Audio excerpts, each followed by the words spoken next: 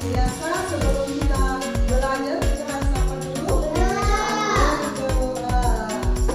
Siapa yang cepat datang tadi pagi? Ibunya nih, silakan tulis doanya.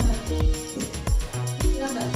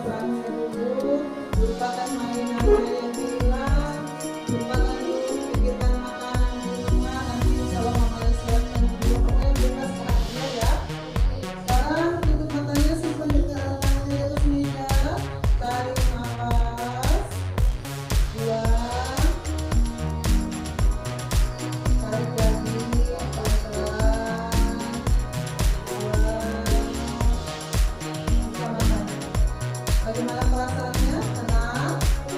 Nah, tadinya membantu yang kekenyangan menjadi segar ya? Nah, alhamdulillah. Oke. Hari ini kita akan belajar tentang harmoni dan ekosistem. Harmoni dan ekosistem ini merupakan bab kedua topik pertama. Kita belajar setelah bab 1 kemarin, kita belajar bab 2 dan kita masuk ke bab 1. Ya. Adapun tujuan pembelajaran kita hari ini, yang pertama, kita dapat mendeskripsikan hubungan antar makhluk hidup yang berkaitan dengan rantai bentuk rantai makanan. Oke, yang kedua apa lagi ya? Yang di sini apa tujuan pembelajaran hari ini? Yang kedua apa? Ya, mengidentifikasi peran makhluk hidup pada rantai makanan. Yang terakhir yang sebelah sana apa?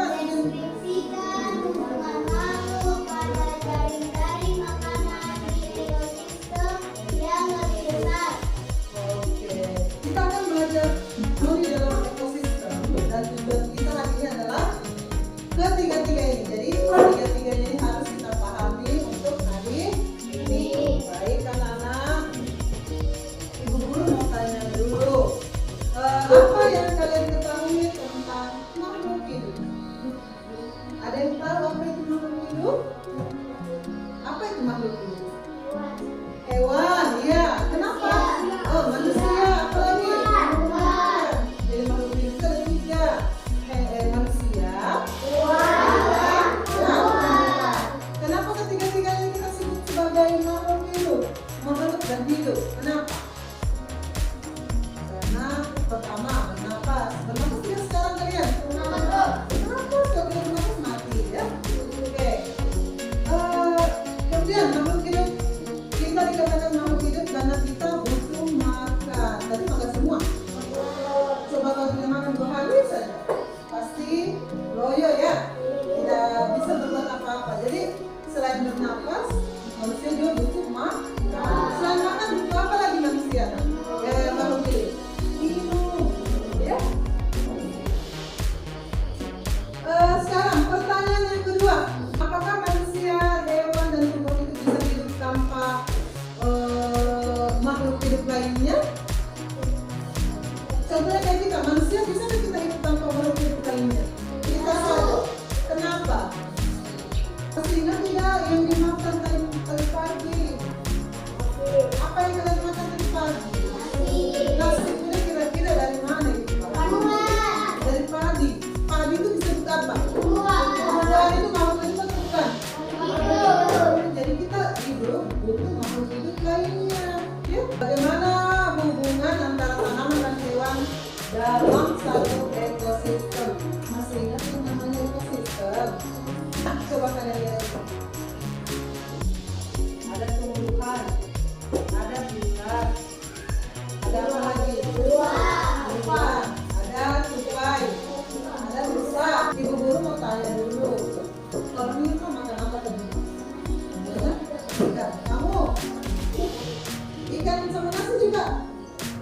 lain. Makan kamu? Ikan itu hidup dari mana dia dapat energi supaya keluar? Makanan. Makanannya dari mana? Ikan kecil, iya bagus. Nah, kalau kayak padi, supaya dia sampai dia berbuah begitu yang sampai kamu makan itu, dia dapat dari mana energinya? Air, apa lagi? Oksigen, apa lagi? Pupuk. Bantuan anak sekalian masih mengingat namanya pengelompokan makanan waktu kita sempat. Ya. Coba lihat kemarin nah, kita mau contohkan dulu kayak uji tadi malam makan apa tadi malamnya? Malam makan ayam. Ayamnya dapat energi dari mana? Biji-bijian. Padinya dapat energi dari mana? Mata padi. Jadi makan ayam. Ya duduk tempat tenang. Makan ayam. Ayam mendapatkan energi dari biji-bijian atau padi. Padi mendapatkan energi dari matahari.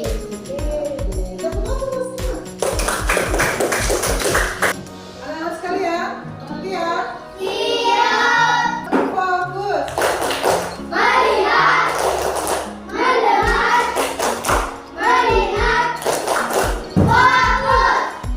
Kalau gitu, mari kita lihat video tentang makanan. Mari kita simak sama-sama. Cinta satwa. Pagi itu matahari bersinar-sinar. Tunas-tunas rumput mulai tumbuh, menyeruak dari dalam tanah. Kehidupan baru dimulai, hijau, segar, dan penuh harapan. Rumput hijau tumbuh subur, berdempetan, dan menarik perhatian para herbivora di sekitarnya. Sekumpulan jangkrik datang pertama kali, memakan rumput muda yang ditemuinya. Mereka melahap rumput itu dengan cepat. Rombongan jangkrik yang sedang berpesta ternyata mengundang tamu lain. Para katak bergabung, bukan untuk memakan rumput, tapi mengincar para jangkrik yang sedang berkumpul. Perlahan tapi pasti, para jangkrik itu dilahap oleh katak. Mereka memakan para jangkrik dengan sangat rakus. Setelah kenyang, katak itu pergi, melompat-lompat dengan gembira. Gerakan sang katak ternyata menarik perhatian seekor ular. Dengan gerakan halus tanpa suara, ular itu mendekati sang katak. Tanpa disadari oleh sang katak, ular itu sudah di dekatnya. Dengan gerakan yang sangat cepat, ular itu langsung menyerang dengan gigitan berbisa. Katak mencoba melepaskan diri, tapi gigitan sang ular sangat kuat. Ditambah bisa yang disuntikan ular itu telah menyebar ke tubuhnya dan sang katak semakin lemah. Akhirnya ular itu melahap sang katak tanpa mengunyahnya terlebih dahulu. Selesai menelan katak itu, sang ular merasa kenyang. Ia merayap lambat menyusuri jalan. Tujuannya adalah untuk pulang ke sarangnya di dalam lubang tanah. Di tengah perjalanan, seekor elang terbang mengawasinya dari udara. Ular itu menyadari bahaya yang mengancam. Dia mempercepat lajunya, berharap bisa masuk ke lubang untuk sembunyi. Tapi tiba-tiba elang itu menukik tajam menuju ke arah ular yang tengah bergerak cepat. Bak sambaran petir, elang itu menyerang dan mencengkeram tubuh ular menggunakan kakinya yang kuat. Sang ular mencoba menyelamatkan diri. Akhirnya ular itu menyerah dan sang elang menang. Dengan paruhnya yang tajam, sang elang memakan ular hasil tangkapannya. Elang itu melanjutkan hidupnya untuk beberapa waktu ke depan, hingga tiba saatnya ia mati, terbaring tak berdaya di tanah. Bangkai elang membusuk, mengundang para lalat. Mereka meletakkan telurnya di dalam bangkai elang. Dalam waktu singkat, telur lalat menetas, dan para pelatung menguraikan bangkai elang itu. Dari sisa bangkai elang itu, tanah menjadi subur. Angin menebarkan benih, dan tunas-tunas rumput tumbuh, menyeruak dari dalam tanah. Kehidupan baru telah dimulai. Hidup terus berjalan. Ada yang tumbuh, ada yang makan, ada yang dimakan, ada yang mati, tapi ada yang dimakan dan ada yang memakan ya. Ibu guru mau bentuk kelompok. Kelompoknya sudah ada yang sekarang ya. Ibu guru sudah tahu di sini ada yang suka menggambar, ada yang suka bercerita di depan, ada yang suka menulis. Jadi ibu guru bikin satu kelompok ya. Itu digabung semuanya. Ibu guru akan menyiapkan kertas menggambarnya. Ibu minta menggambar bangkai makanan.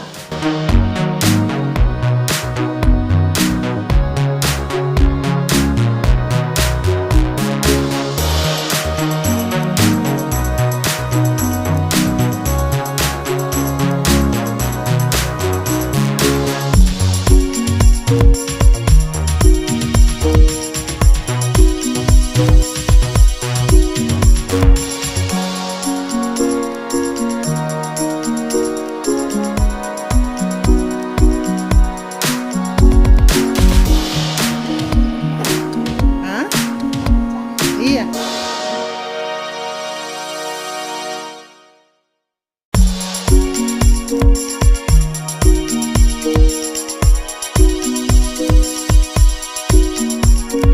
Guru ya, tadi sudah ada kelompok yang sudah selesai ya. Angkat tangan yang sudah selesai. Oke, silakan tampil ke depan untuk mempresentasikan hasilnya.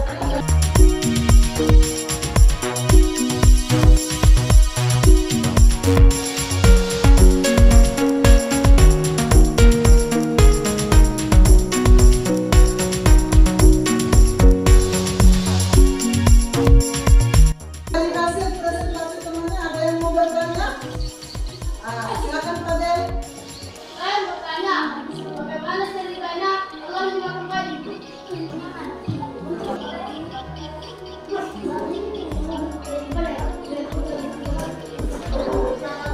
Bagaimana Pak Del? Jelas?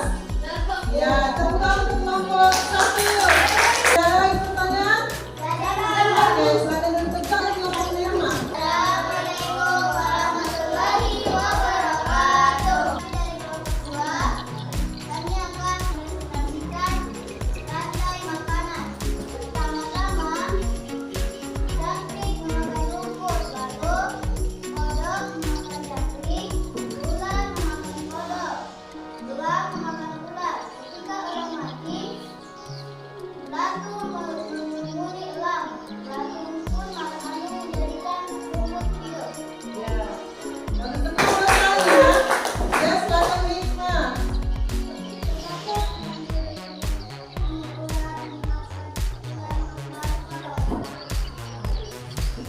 Katanya ditanya Hikmah, bagaimana ceritanya ular makan kodok, dijelaskan dulu.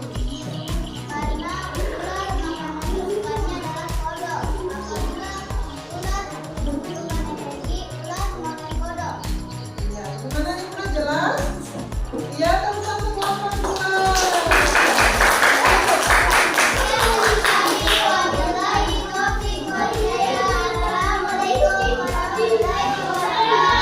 Waalaikumsalam. Siapa lagi? Kelompok 1. Berulang mereka ya. Silakan.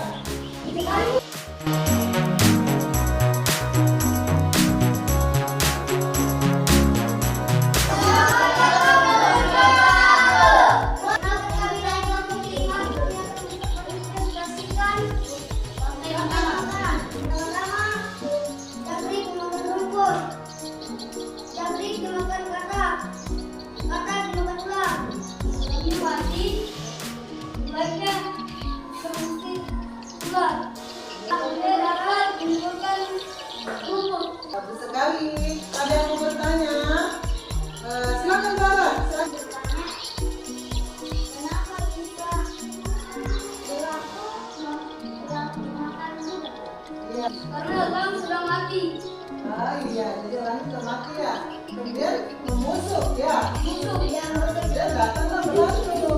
akan lalu menimbulkan rumput. Iya, sudah jelas? Ya. Iya, bagus sekali. Silakan. Gimana